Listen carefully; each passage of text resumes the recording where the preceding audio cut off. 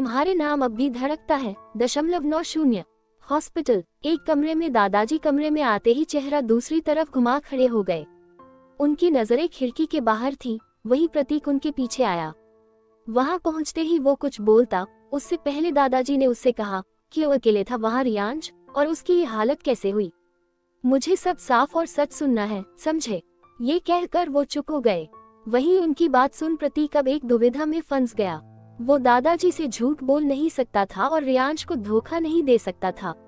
अगर रियांश को ये पता चल जाता कि उसने दादाजी को सब सच बता दिया है तो रियांश उसे माफ नहीं करता कभी। प्रतीक को कुछ देर तक कुछ न कहते सुन दादाजी का गुस्सा अब फट पड़ा। वो गुस्से से बोले, कुछ पूछा है। ये कहते हुए वो प्रतीक के सामने पलटे और बोले, मैंने तुमसे कहा था कैसे हुई उसकी ये हालत। वंश ने मुझे कहा था कि रियांश बाहर है, फिर उसकी ये हालत कैसे हुई, वो यहाँ क्या कर रहा है। अब तक दादाजी की आंखें गुस्से में लाल हो उठी थी। क्रोध उनके चेहरे पर साफ झलक रहा था। वही प्रतीक अभी कुछ नहीं बोला। सच कहूँ तो कुछ कहने की उसकी हिम्मत नहीं हुई। दादाजी उसे अब भी चुप देख गुस्से में बोले, ठीक है, मैं अच्छे से जानता था कि तुम सब अपना मुंह नहीं खोलोगे, आखिर तुम्हारे उस बॉस के ऑर्डर जो हैं। मगर ये बात कान खोल कर सुन लो, रियांश सिर्फ वहाँ का हेड है, तुम सबका मालिक है, पर जिस कंपनी में तुम काम करते हो वो मेरी है और मैं उसका मालिक हूँ। वो फिर फटते हुए बोले, अगर तुमने मुझे सच नहीं बताया तो मैं तुम्हें वहाँ से निकाल दूंगा। ये सुनकर प्रतीक ने एक नजर उनके गुस्से से भरे चेहरे पर डाली, मगर फिर वो धीमी आवाज में बोला, सही कहा आपने सर, वो सब आपका है, सब कुछ, पर मैं रियांश सर के लिए काम करता हूँ। वो मुझे एक गार्ड या असिस्टेंट से ज्यादा अपना दोस्त मानते हैं, अपना भाई मानते हैं। अगर मैंने बिना उनकी मर्जी के सब कुछ यहाँ कहा तो ये उनके मुझ पर किए एहसानों का मजाक बनना होगा, जो मैं नहीं कर सकता। मुझे माफ कीजिए, पर मैं उन्हें धोखा नहीं दे सकता। ये सुनकर अब दादाजी एकदम चुप हो गए। वो आगे अब कुछ कह ही न सके। वो एक नजर उसकी तरफ देख धीमे लहजे में बोले, देखो प्रतीक, मैं अच्छे से जानता हूँ कि तुम्हारे लिए रियांश क्या है, मगर अब बात सिर्फ उस तक नहीं, उसकी जान तक है। उसे कुछ हुआ तो मैं ये बर्दाश्त नहीं कर पाऊंगा, इसलिए प्लीज मुझे सच बताओ। कहते हुए उनकी आवाज धीरे धीरे हल्की पड़ने लगी। अब प्रतीक दादाजी की तरफ हाथ जोड़ बोला, प्लीज सर, मैं आपके सारे सवालों का जवाब दे सकता हूँ, आपकी सारी बातें मान सकता हूँ, मगर ये नहीं, मैं रियांश सर के साथ धोखा नहीं कर सकता। अब ये सुनकर दादाजी एकदम चुप रह गए। वो वापस उससे मुड़कर खिड़की की तरफ आहिस्ता से मुड़े और बिना प्रतीक की तरफ देखे बोले, जाओ यहाँ से, बाकी गार्ड्स को भी जाने को कहो। तभी प्रतीक बोला, सर, मैं और बाकी गार्ड्स ऑफिस में रेजिग्नेशन लेटर, उसने इतना ही कहा था कि तभी दादाजी बोले, इसकी जरूरत नहीं, कोई नौकरी नहीं छोड़ेगा, तुम सब जाकर अपना काम वहाँ संभालो, मैं यहाँ रियांश को संभालता हूँ, तुम सब अब घर जा सकते हो। ये सुनकर अब आगे प्रतीक भी कुछ नहीं बोला और वहाँ से चुपचाप निकल गया। उसके जाते ही दादाजी की आंखें भर आईं। वो आंखों में नमी लिए सामने आसमान में बार बार चांद को ढकने की नाकाम कोशिश करते हुए बादलों को देखने लगे। वो खुद से बोले, क्या गलती है हमारी, क्या इतने साल बीत गए मगर उस दलदल से जैसे हम बाहर ही न निकल पा रहे हों। मैं अच्छे से जानता हूँ कहीं न कहीं आज रियांश की इस हालत के पीछे वो है, पर उसे ये कैसे समझाऊं, वो जिसे तलाश रहा है वो अब इस दुनिया में नहीं, कैसे। ये कहते हुए दादाजी उन्हीं पुरानी यादों के बीच खो गए। फ्लैशबैक, एक्सीडेंट, एक बहुत बड़ा हादसा हो चुका था। रेशमा और शुभ का डर जीत गया था, मगर वो दोनों हार गए। उसी सड़क के किनारे उनकी गाड़ी पलटी हुई पड़ी थी और सामने उस ट्रक में एक बड़ी आग लग चुकी थी। हादसा बड़ा था, जिसकी वजह से टक्कर हुई। टक्कर से शुभ की गाड़ी ट्रक से थोड़ी ही दूरी पर जा पलटी और ट्रक में पहले से ही काफी धुआं निकल रहा था। न जाने कहां से उसमें आग की लपटें भी उठने लगी। शुभ की गाड़ी पलटी हुई शांत पड़ी थी और हादसे की वजह से आसपास कुछ ही दूरी पर लोगों की भीड़ जमा हो गई थी। हजारों लोगों में किसी की भी हिम्मत नहीं हो रही थी कि कोई सामने जाकर खड़ा हो जाए। सबके चेहरे पर डर था। किसी ने पुलिस और फायर ब्रिगेड को फोन किया तो किसी ने ये सोचा कि कहीं उन दोनों गाड़ियों में कोई व्यक्ति ना हो। इस वजह से किसी ने एम्बुलेंस को फोन मिलाया। आग की लपटें इतनी तेज थी कि अगर कोई गाड़ी के पास जाता तो शायद वो भी जल जाता। दूसरी तरफ पेंट हाउस, एक बड़े से पेंट हाउस में गौरव की गाड़ी आकर रुकी। उसमें से बगल से व्योम भी निकला। गौरव व्योम को एक नजर देख सामने बढ़ गया। वही व्योम उसके पीछे आते हुए बोला, अच्छा तो यही है तुम्हारा अड्डा। ये सुनकर गौरव हल्की हंसी हंसते हुए बोला, जी नहीं सर, ये मेरा नहीं, रियांश सर का है। तभी व्योम हैरानी में बोला, मगर भाई यहाँ शहर से इतनी दूर क्या करने आते हैं? गौरव मुस्कुराते हुए बोला, सर, रियांश सर ने ये जगह अलग रखी है ताकि वो जो काम बंगले में नहीं कर सकते वो यहाँ पूरा कर सके। दूसरी तरफ रूहानिका का कमरा। आज की रात फिर रूहानिका की नींद उड़ गई थी। वो बिस्तर पर लेटी थी, मगर नींद कोसों दूर थी। रह रह कर उसके दिमाग में कभी रियांश का ख्याल आता तो कभी उसकी कही बातें। वो अचानक बिस्तर पर उठ बैठी और सिर पकड़ कर बोली, कहीं ये बेचैनी मुझे पागल ना कर दे। रह रह कर दिमाग में अजीब ख्याल आ रहे हैं। उसने एक आह भरी और बोली, ऐसा करती हूँ, कल एक बार फिर मैं उन्हें हॉस्पिटल में देख आती हूँ। ऐसे उनकी सेहत का भी पता चल जाएगा और अपने किए बर्ताव की मैं उनसे माफी भी मांग लूंगी। ये कहते हुए रूहानिका खिड़की के बाहर देखने लगी। क्या होगा आगे? कहाँ है विलियम? वही क्या व्योम जान पाएगा इन सब के पीछे का सच? वही फ्लैशबैक में कैसी आवाज है ये? क्या कोई है उस गाड़ी में? वही क्या होंगे आगे? फिर रूहानिका और रियांश की मुलाकात आगे जानने के लिए पढ़िए तुम्हारे नाम से अब भी धड़कता है। लेखिका शिवांगी। तुम्हारे नाम अब भी धड़कता है 91 हॉस्पिटल। दादाजी खिड़की के बाहर देखते हुए अपने ख्यालों में खोए थे। फ्लैशबैक। वो सारे लोग खड़े सामने जलते उसके ट्रक को देख ही रहे थे कि तभी किसी के कानों में एक छोटी बच्ची के रोने की आवाज आई। एक आदमी चिल्लाया, गाड़ी में बच्ची है। आवाज सुनते ही वहां खड़े सभी लोगों का ध्यान गाड़ी की तरफ गया। वहीं पास में खड़ा एक आदमी देखने के लिए कि उसमें कोई है कि नहीं आगे बढ़ा, पर तभी उसकी बीवी ने उसका हाथ पकड़ लिया। वो बोली, रुकिए जी, कहाँ जा रहे हैं? इतनी बड़ी आग है, कुछ हो गया तो? तभी वो आदमी बोला, अरे पर देखने तो दो, हो सकता है अंदर के लोग ठीक हों। उसने इतना ही कहा था कि तभी एक और आदमी चीखा, अरे भागो यहाँ से, गाड़ी का टैंक फट चुका है जिससे पेट्रोल निकल रहा है। इस गाड़ी में ही आग लगने वाली है। ये सुनते ही सबकी आंखें फैल गईं। सब पीछे हटने लगे। वहीं आराधना और हर्षित के कानों में अभी भी बच्ची की आवाज गूंज रही थी। हर्षित आराधना को देख बोला, आराधना, गाड़ी अभी ट्रक से दूर है, तब तक मैं एक बार देख कर आता हूँ। शायद वो बच्ची ठीक हो, वरना आज एक जान।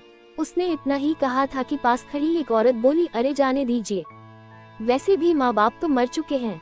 अगर बच्चे अंदर हुए और अगर बच्चा भी लिया तो उनकी जिंदगी खराब वैसे भी हो जाएगी। अब जो है उस पर ध्यान देना चाहिए, आप अपनी जान का सोचिए। उसने इतना ही कहा था कि हर्षित बिना कुछ सुने गाड़ी की तरफ बढ़ गया। वहीं आराधना भी उसके पीछे भागी। गाड़ी के पास पहुंचते ही सामने तेजी से उसके ट्रक पर आग की लपटें फैल रही थी। कुछ पल के लिए तो आराधना भी अंदर से कांप गई। वो खड़ी आंखों में हैरानी लिए सामने देख ही रही थी कि तभी उसके कानों में अचानक हर्षित की आवाज आई, आराधना, मैं इस गाड़ी को पीछे से घुमा रहा हूँ, तुम देखो कि गाड़ी के अंदर बच्ची ठीक है या नहीं और उसे जल्दी से विंडो से बाहर खींच लेना। आराधना ने सिर हिलाया। वहीं हर्षित अपने काम में लग गया। उन्होंने गाड़ी को पीछे से पकड़ा। गाड़ी काफी भारी थी। वो उसे हिलाने की कोशिश करने लगा। अचानक एक जोर की आवाज से सीधी खड़ी गाड़ी हल्की आगे की तरफ झुक गई, जिससे विंडो साफ दिखने लगी। आराधना भागते हुए विंडो के पास पहुंची, जो पहले से ही खुली हुई थी। गाड़ी उल्टी थी, इस वजह से आराधना झुकी और अंदर डर भरी नजर से देखने लगी। अचानक उसकी नजर सामने दो छोटे बच्चों पर पड़ी, एक छोटी सी बच्ची और एक लड़का। डर की वजह से वो बच्चा शायद बेहोश हो चुका था। आराधना एक डॉक्टर थी, वो समझ गई कि डर की वजह से वो बच्चा बेहोश है। उसने जल्दी से गाड़ी के अंदर हाथ डाला और बच्चे को पहले अपनी तरफ खींचा। वही गाड़ी के खिसकते ही हर्षित ने भी उसे छोड़ दिया और वो भागता हुआ आराधना के पास पहुंचा। उसके हाथ में बच्चा देख वो बोला, अंदर से एक बच्ची की रोने की आवाज। उसने इतना ही कहा था कि आराधना ने वो बच्चा उसे पकड़ा कर कहा, हर्षित, इसे पकड़िए, अंदर एक बच्ची भी है। ये सुनते ही हर्षित ने झुककर जल्दी से बच्चा आराधना की गोद से ले लिया। वही गाड़ी का दरवाजा अंदर से लॉक था। आराधना ने बड़ी मुश्किलों से खिड़की के सहारे गाड़ी के अंदर अपना हाथ बढ़ाया और रोती हुई बच्ची तक पहुंच गई। बच्ची सीट बेल्ट से बंधी थी। आराधना ने सीट बेल्ट खोला और बच्ची को पकड़ा। जैसे ही वो निकलने लगी, उसकी नजर आगे की सीट पर पड़े दो और लोगों पर गई, जिनके सिर और शरीर से तेजी से खून निकल रहा था। उनकी हालत देखते ही लग रहा था कि उनमें सांसें नहीं थीं। आराधना एक पल के लिए अंदर तक हिल गई कि तभी बच्ची के मुंह से निकला, माँ। आराधना ने उसे देखा। बच्ची उसके चेहरे को देखते हुए मोटे मोटे आंसू लिए फिर बोली, मम्मा। ये शब्द सुनते ही आराधना की आंखें भर आईं। वो कुछ कहती उससे पहले उसके कानों में हर्षित की आवाज आई, आराधना, तुम ठीक हो? ये सुनते ही आराधना आंसू लिए कांपती आवाज में बोली, जी मैं ठीक हूँ। ये कहते हुए वो बच्ची को हाथों में लिए गाड़ी से बाहर निकल गई। वो निकली ही थी कि पीछे से आवाज आई, अरे पेट्रोल ट्रक के पास पहुंच रहा है, धमाका होने वाला है। ये सुनते ही हर्षित ने जल्दी से एक हाथ से आराधना का हाथ पकड़ उसे खींचा और बोला चलो। एक हाथ में बच्चा और दूसरे में आराधना का हाथ पकड़े वो आगे भागने लगे। वे लोग वहां से कुछ ही दूर पहुंचे थे कि तभी एक जोरदार ब्लास्ट हुआ। दूसरी तरफ हॉस्पिटल, कोमल का हाथ मोड़ गुस्से में उसे रिया से दूर कर वंश बोला, हिम्मत भी कैसे हुई उस पर हाथ उठाने की। ये सुनते ही कोमल अपना हाथ दर्द में पकड़ गुस्से में रिया की तरफ देख चीखी, ये कौन है, इसकी हिम्मत भी कैसे हुई ये सब। कोमल ने इतना ही कहा था कि तभी वंश कोमल के करीब गुस्से से बढ़ते हुए बोला, आप कौन हैं, पहले ये बताए। वंश की बात सुनते ही रिया उसके कंधे पर हाथ रख बोली, देखिए प्लीज। उसने इतना कहा कि वंश को रोकना चाहा कि तभी कोमल रिया और वंश की शक्ल देख बोली, अच्छा अब मैं समझी कि आखिर इसे इतना बुरा क्यों लग रहा है। ये कहते हुए वो रिया की तरफ देख बोली, वाह रिया वाह, काफी अच्छा, लड़का अपने जाल में फंसा है। तुम तो माँ जी के सामने बड़ा कहती थी कि पढ़ाई और अपने सपने पूरे करना है, कॉलेज जाना है, तो ये रंग रलियां मनाने कॉलेज जाया करती हो तू। जैसी तेरी माँ थी वैसी तू है। माँ ने एक अमीर आदमी को फंसा कर शादी की थी और बेटी भी उसी के नक्शे कदम पर। उन्होंने इतना ही कहा था कि तभी पूरे कॉरिडोर में एक जोरदार थप्पड़ की आवाज गूंजी। आवाज सुन रिया कांप सी गई। उसने नजरें ऊपर कर देखा, ये थप्पड़ नरेश ने कोमल को मारा था। वो गुस्से में चिल्लाया, पागल हो गई हो कोमल, क्या बकवास कर रही हो। वही थप्पड़ इतना तेज था कि कोमल का गाल एक तरफ झुक गया। वो गुस्से में लाल आंखें लिए नरेश, रिया और वंश को देखने लगी। वो गुस्से में नरेश को देख बोली, क्या गलत कहा है मैंने। सही कहा, देखा नहीं उसे चोट लगते ही कैसे इसका वो बॉयफ्रेंड तड़पने लगा। ये सुनते ही रिया की आंखें आंसुओं से फिर भर उठी। वही वंश की तो गुस्से में मुठ्ठियां ही कस गईं। वो कुछ कहता उससे पहले रिया रोते हुए बोली, बॉयफ्रेंड नहीं है ये मेरे चाचा जी, मैं सच कह रही हूँ। दूसरी तरफ ऑस्ट्रेलिया, बोलो। सामने खड़े अपने आदमी की बात सुनते ही व्योम की भौहें तन गईं। वो उसके नाम को दोहरा कर बोला, विलियम। तभी वो आदमी बोला, जी सर, विलियम नाम है उसका, एक खुद का रेस्टोरेंट है मेन सिटी में। सुनते ही गौरव, व्योम और वो आदमी एक कमरे की तरफ बढ़ने लगे। वो आदमी आगे बोला, मगर सर वो सब इसका खुद का नहीं है, सब इसके बाप की प्रॉपर्टी है। तभी गौरव बोला, कुछ बताया उसने उस आदमी के बारे में। ये सुनते ही वो आदमी बोला, जी नहीं, कुछ बताया नहीं, मगर बाकी आदमी उसके मुंह से उसका सच भी जल्दी निकलवा लेंगे। ये सब बातें करते हुए वो तीनों एक कमरे के बाहर पहुंचे। उसके आदमी ने धीरे से दरवाजा खोला तो सामने एक आदमी जमीन पर बंधा पड़ा था। उसके हाथ मोटी मोटी रस्सियों से बंधे थे। उसके शरीर से खून निकल रहा था, मानो उसे किसी ने काफी बुरी तरह मारा हो।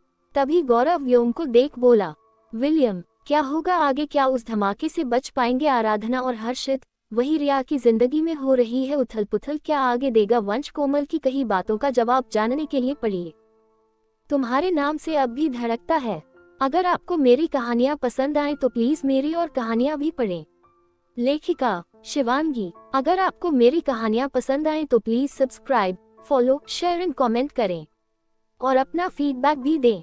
शुक्रिया पढ़ने के लिए। अगला भाग जल्द आएगा। पढ़ने के लिए शुक्रिया।